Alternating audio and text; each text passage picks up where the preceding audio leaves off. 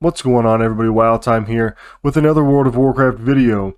Today we're going to go through some of the farms that I've been doing lately to make gold in World of Warcraft Shadowlands.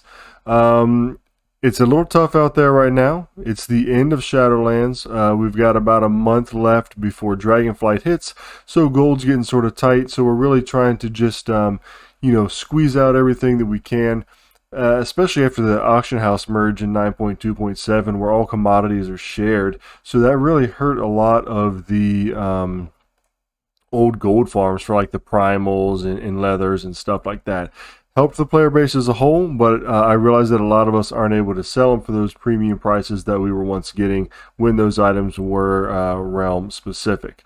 So today, in my opinion, anywhere between like 12k and like 30k is going to be a good gold farm worth the time, especially when we're talking about just farming like raw mats or skins or something like that.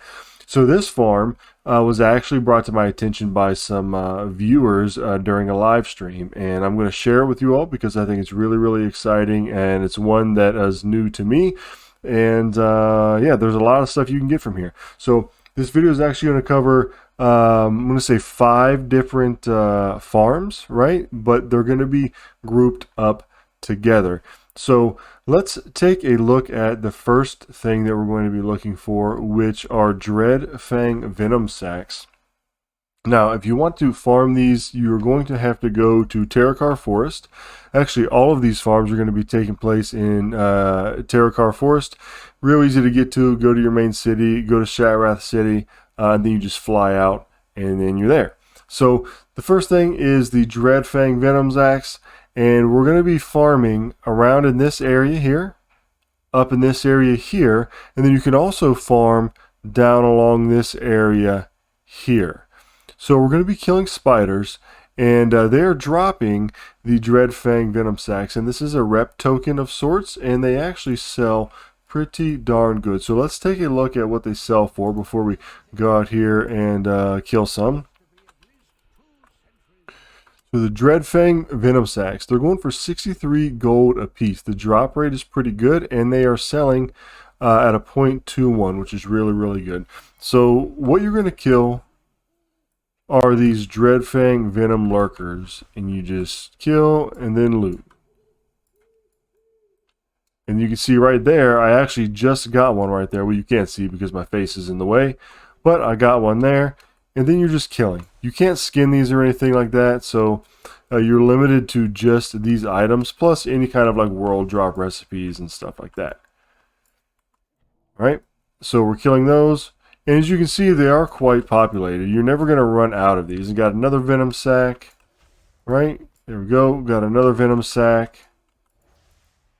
And got another Venom Sac right there. So that was quite a bit right there in that one run. You can see the drop rate is not horrible on those at all. So those really add up.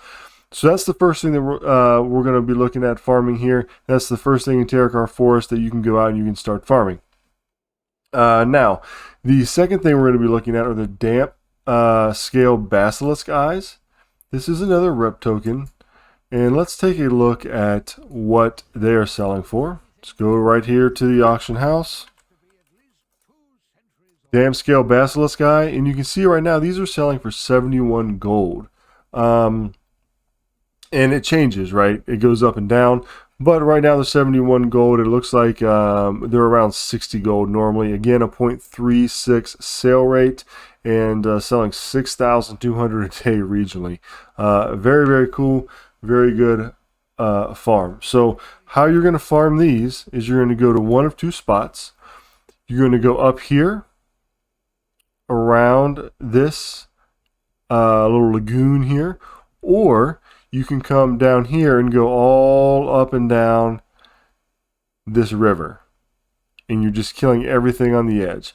So I'll show you both spots real quick. Here's the first spot, right up around here. And you're just killing these damp scale basilisks, right? Imagine that. The damp scale basilisks' eyes come from the damp scale basilisks.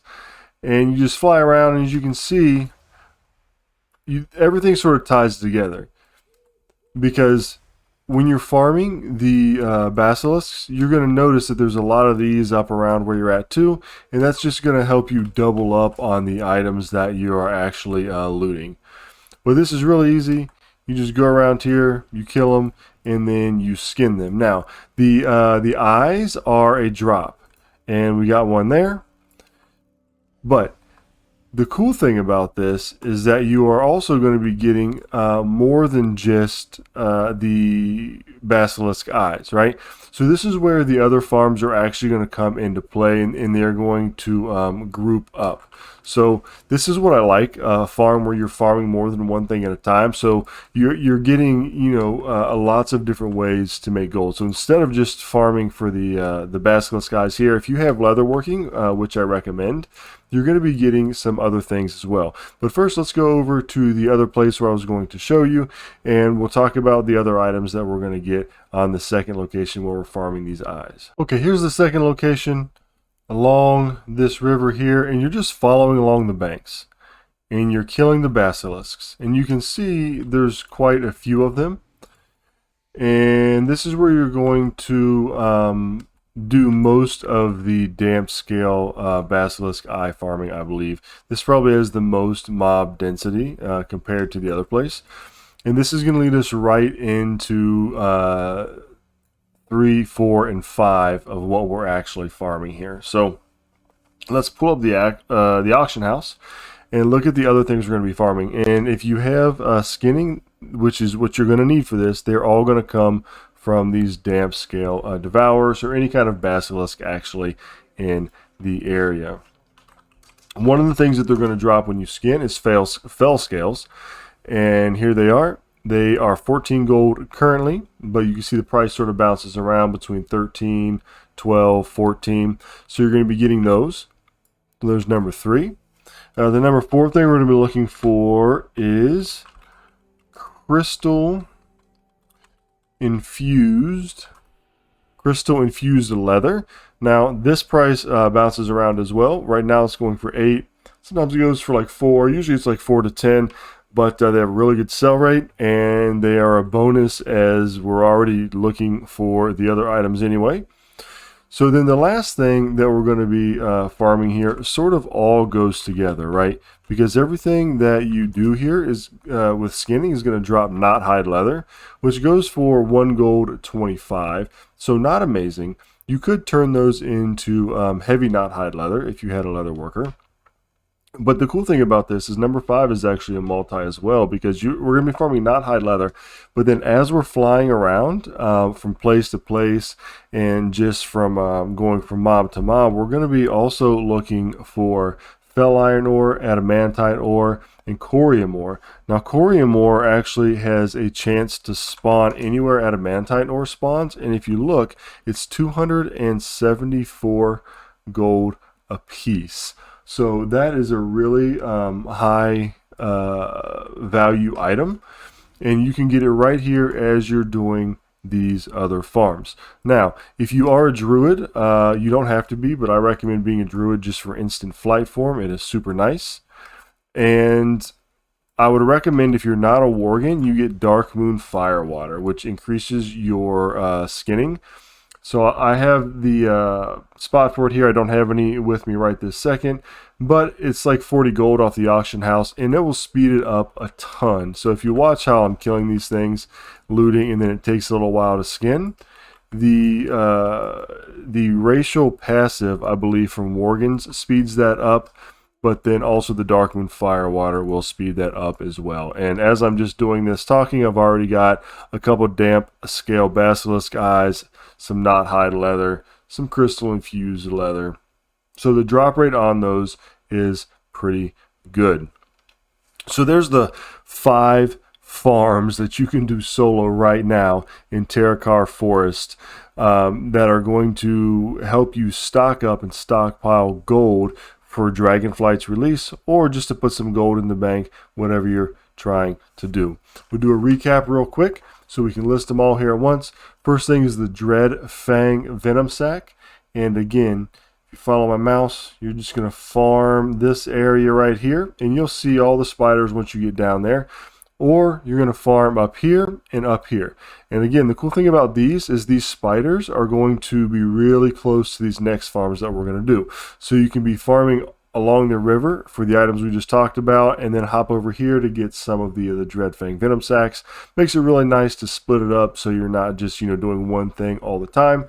And then the next thing are the Damp Scale Basilisk Eyes, which are going to be from any basilisk in the area, but there is a lot of them up around here. And then down along this river here, they're hanging out, so you're going to be killing them. Now, the 3, 4, and 5 that we're looking for is going to be from skinning, and you're going to need skinning to get them, and you're going to be farming it while you are killing the basilisks. That is the fell scales, the crystal infused leather, and then also the knot hide leather. And as a bonus, just when you're in the area, don't forget, if you have mining, to be getting adamantite, corium, and fell iron, which also have a chance to give you motes and eternium ore as well, that sells for pretty good gold. So you can still make gold out there. These are sort of an obscure item and in farms that aren't really talked about a whole lot, but they're still making really, really good gold. As a matter of fact, sometimes I just leave my druid parked out here, and if I got 20 minutes to kill, I'll hop on and just go kill some things down around here and get those items and put them up on the auction house, and just keep adding to my gold pile that way. So I hope this helps you all get some more ways to go out and make gold, and I hope that you have fun playing the game. Remember, it is just a game. Have fun playing it, and until next time, I'll catch you all later.